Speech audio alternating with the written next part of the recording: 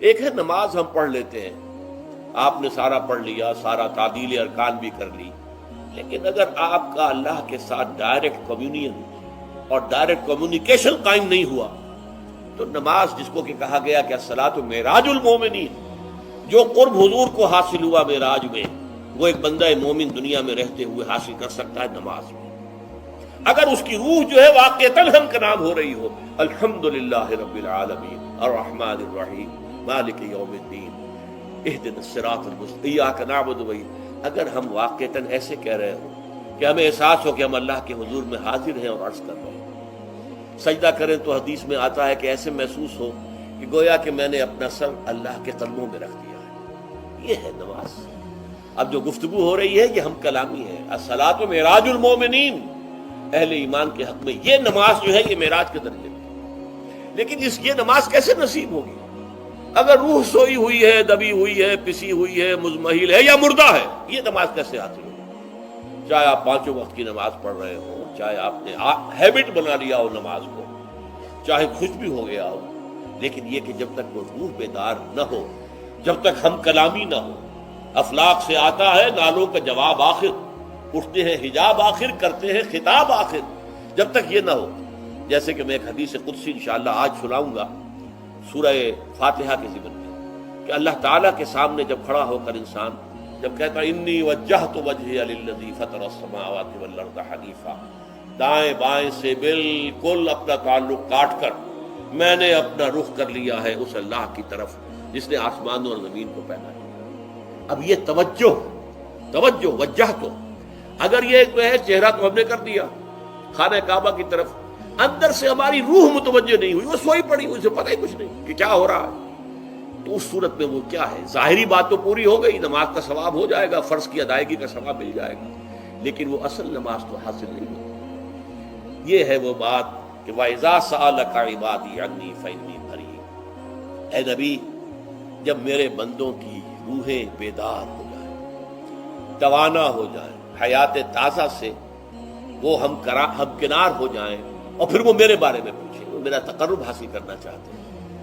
تو آپ سے پوچھیں تو کہیے میں قریب ہی ہوں، اجیب دعوت الداع اذا دعان، یہ ہے وہ دعا، میں ہر پکارنے والے کی پکار، ہر دعا کرنے والے کی دعا کو سنتا ہوں، قبول کرتا ہوں، جواب دیتا ہوں جہاں کہیں بھی مجھے پکارے، اذا دعان۔ اس میں در حقیقت وہ مفہوم آ گیا ہے there and then wherever، آپ اپنے گھر میں ہو کر پکاریں اللہ کو، آپ بستر پر لیٹے ہوئے پکاریں اللہ کو، الذین یذکرون اللہ قیاما وقعودا وعلی جنوبہم، ہاں ٹھیک ہے، بعض مقامات بعض اوقات قبول دعا کے لیے زیادہ سازگار ہے، حرم میں جا کر دعا مانگی جائے، اور منا میں، عرفات میں خاص طور پر، جبل رحمت پر خاص طور پر، ملتزم جو ہے کعبے کا اس پر خاص طور پر، وہ ایام بھی ہے خاص، لیکن یہ نہیں ہے کہ بقیہ دنوں میں آپ کے اور اللہ کے درمیان کو بڑا فاصلہ ہے۔ یہ سارا دنیا میں مشرکانہ نظاموں نے تصور پیدا کیا، اللہ تو دور ہے دور ہے دور ہے دور ہے، پاک ہے پاک ہے پاک، تم ناپاک ہو ناپاک ہو ناپاک ہو، اور تم تو بڑی پستی میں پڑے ہو، تم اللہ سے براہ راست ہم کلام نہیں ہو سکتے۔ کوئی درمیانی چاہیے، کوئی لنکس چاہیے، کوئی پجاری ہوگا، کوئی پروہت ہوگا، کوئی پنڈت ہوگا، کوئی پیر ہوگا، کوئی پادری ہوگا، کوئی پوپ ہوگا، اس کے ذریعے سے تم اللہ سے ہم کلام ہو، خود نہیں۔ اور جب ذریعے بیچ میں آ گئے تو ان کی مٹھی گرم کرو، ان کی چاپلوسی کرو، ان کو بھی جو ہے چادریں چڑھاؤ، ان کو نذرانے پیش کرو، یہ ہے بدترین ایکسپلائٹیشن جو مذہب کے ذریعے سے نوع انسانی کی ہوئی ہے۔ یہ 2 ایکسپلائٹیشن دنیا میں ہوئی ہے تاریخ انسانی میں، ایک بادشاہوں کی طرف سے خراج دو ہمیں، محنت تم کرو گے کھیت میں، آدھا حصہ ہمارے پاس آئے گا، ہم عیش کریں گے، ہم سٹینڈنگ آرمیز رکھیں گے تاکہ ذرا تم بغاوت کرو تو تمہارا سر کچل دیا جائے۔ یہ ایکسپلائٹیشن بدترین، مانگنے والا گدا ہے، صدقہ مانگے یا خراج۔ دوسری طرف ہم بادشاہ ہیں، ہم چندر بنسی سورج بنسی خاندان ہیں، ہم راجپوت ہیں، حکومت کرنا ہمارا حق ہے، اور یہ پنڈت پروہت جو ہے وہ بھی کہیں گے کہ ٹھیک ہے، نصف لی و نصف لک وہذا قوم جاہلون، یہ عوام جو ہے ان کا خون چوسو، ہمیں یہ نذرانے پیش کریں، بتوں کو آ کے چڑھاوے چڑھائیں اور تمہیں خراج دیں اور ٹیکس دیں۔ they are to be exploited. Exploit ہوگا. اسلام نے آ کر دونوں کا خاتمہ کیا. کوئی ملوکیت نہیں. زکوٰۃ ہے تو غربا کے لیے، بادشاہ کے لیے نہیں ہے.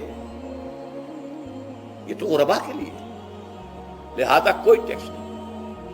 نمبر 2، اللہ سے ہم کلام ہونے کے لیے کسی دربان، کسی جو ہے پہرے دار کی مٹھی گرم کرنے کی ضرورت نہیں. جب چاہو ہم کلام ہو جاؤ. دل کے آئینے میں ہے تصویر یار، جب ذرا گردن جھکائی دیکھ لی. یہ تو تم ہماری طرف متوجہ نہیں ہوتے. ہم تو ہر وقت کہتے ہیں، ہر شب کو آخری لمحات جو ہیں، آخری جو گھنٹے ہیں رات کے، سمائے دنیا تک ہم نزول فرما لیتے ہیں تمہارے لیے. اور پکارنے والا پکارتا ہے، حل من مستغفر فاغفر له، ہے کوئی استغفار کرنے والا کہ میں اسے بخش دوں. حل من سائل فاعطیہ، ہے کوئی مانگنے والا کہ میں اسے عطا کروں. تم ہی سوئے رہتے ہو، انٹا غفیر رہتے ہو، تمہیں ہماری طرف توجہ نہیں ہے. اگر ہماری طرف متوجہ ہو جاؤ تو جیسے کہ اقبال نے کہا کہ میرے لیے یہ دربان جو ہے پیران کلیسا کو کلیسا سے اٹھا دو. کیوں خالق و مخلوق میں حائل رہے پردے،